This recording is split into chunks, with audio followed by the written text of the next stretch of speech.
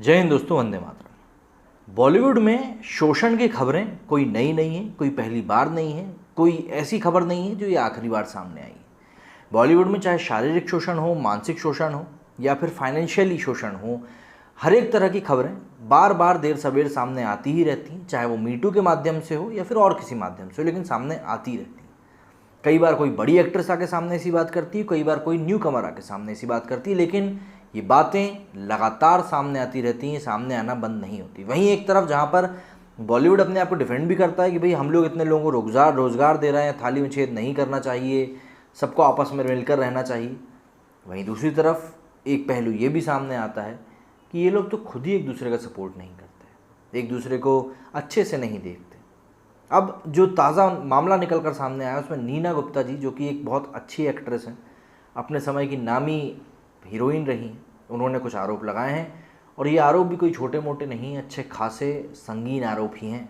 Bollywood actress Neena Gupta की हाल ही में autobiography release हुई है। इसमें उन्होंने फिल्म इंडस्ट्री से जुड़ी कुछ घटनाओं को लेकर खुलकर लिखा है।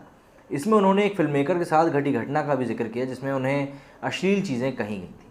नीना गुप्ता की ऑटोबायोग्राफी को इस हफ्ते की शुरुआत में एक्ट्रेस करीना कपूर द्वारा लॉन्च किया गया। ये ऑटोबायोग्राफी का नाम सच कहूँ तो। इस ऑटोबायोग्राफी में नीना ने उस घटना का भी जिक्र किया है जब एक डायरेक्टर प्रोड्यूसर ने उन्हें होटल के कमरे में बुलाया था और रात बिताने के लिए पूछा था। इससे उनका खून जम गया था।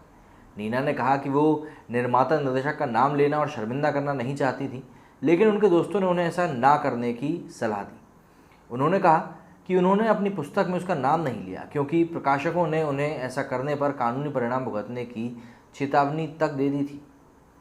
सोनाली बेंद्रे के साथ बात करते हुए नीना ने कहा कि वे पहले चुप रहीं क्योंकि वो सिर्फ एक स्ट्रगल करने वाली अभिनेत्री थी और अगर वो अधिक पॉपुलर लोगों के खिलाफ बोलती तो लोग उनमें ही दोष ढूंढने लगते।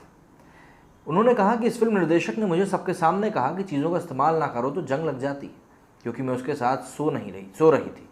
मैंने परोक्ष रूप से मना कर दिया। उन्होंने इसे सबके सामने, सभी अभिनेताओं और सबके सामने कहा था। नीना ने निर्देशक के कमेंट को याद करते हुए कहा कि मैं बहुत गुस्से में थी। मैंने वापस आकर अपने दोस्तों से कहा कि मैं प्रेस को बताना चाहती हूँ कि उसने मुझसे ये कहा है और मैंने दोस्तों से कहा कि तुम्हारी कौन सुने, और मेरे दोस्तों ने कहा कि आखिर तुम्हारी कौन सुनेगा, वो एक बड़ा नाम है, कोई तुम्हारी नहीं सुनेगा, क्या फ़ायदा बोलकर, तुम्हारी बदनामी होगी। फिर मैंने किसी को बताया और फिर उसने मेरे बारे में बहुत कुछ ही गंदी बातें कही। मेरे दोस्तों ने कहा देखो यही होने वाला है, ये बहुत गंदा हो जाएगा, तो बस चुप रहो, जब तुम्हारा टाइम आएगा तब तुम बोलना, ये मेरा समय है इसलिए मैं कह रही हूँ। इस बुक में एक्ट्रेस ने अपने पर्सनल से लेकर प्रोफेशनल लाइफ के बारे में बातें लिखी। जब से ये किताब रिलीज़ हुई है तब से एक्ट्रेस लगातार चर्चा में बनी हुई है, कभी किसी खुलासे को लेकर तो कभी अपने स्ट्रगल और सिंगल मदर को लेकर सुर्खियों में वो लगातार बनी हुई है। लेकिन हाँ, एक एक करके लगातार बातें सामने आती जा रही हैं और इस किताब में उन्होंने कई सारे खुलासे किए भी हैं।